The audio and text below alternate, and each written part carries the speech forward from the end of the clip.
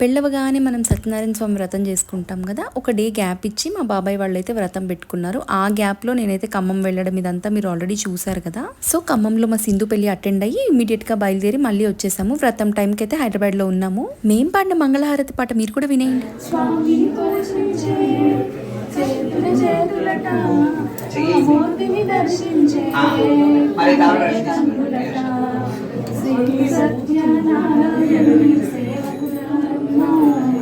మనసారా స్వామిని కొలిచి భారతీయమ్మ, శ్రీ సత్యనారాయణుని సేవకురారమ్మ, మనసారా స్వామిని కొలిచి భారతీయమ్మ.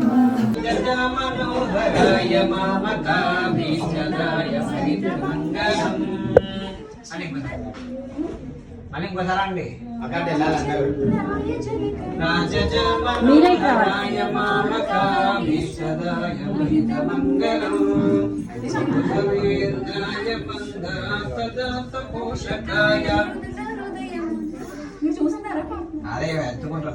సో అలా వ్రతం కూడా కంప్లీట్ అయిపోయింది. నెక్స్ట్ షాట్లో మళ్ళీ కలుద్దాం. Bye bye.